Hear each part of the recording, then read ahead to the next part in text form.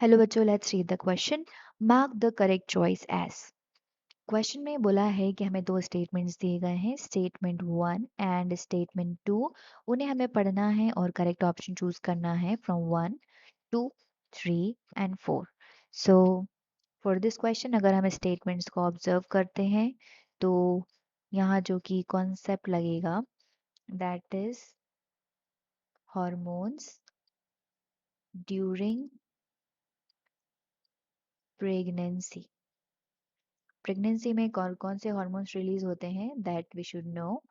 तो हम देखते हैं स्टेटमेंट 1 में क्या लिखा है। First is during pregnancy the level of hormones like oestrogen, progesterone, cortisol, prolactin, thyroxine etcetera are increased several folds in the maternal blood. So first में दिया गया है कि कौन कौन से हार्मोन्स बढ़ रहे हैं। ईस्ट्रोजन, इसका काम होता है to maintain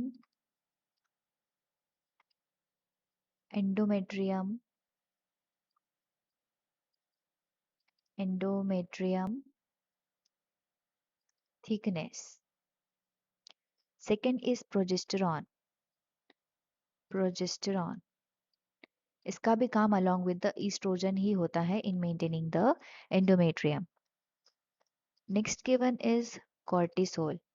It is important for the fetal brain development.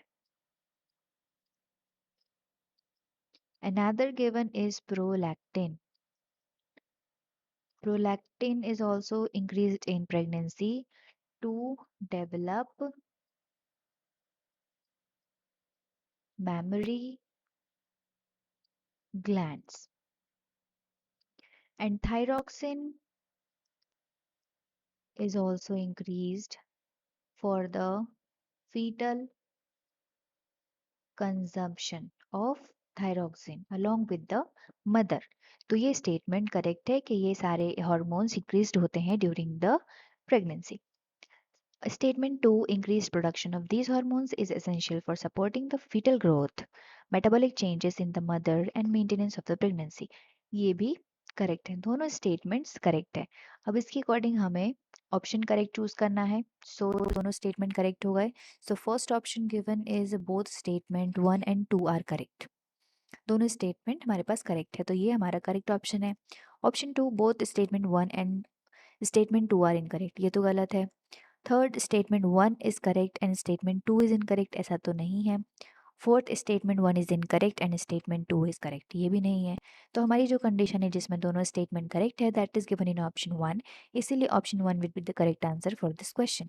I hope you understood it well. Best of luck.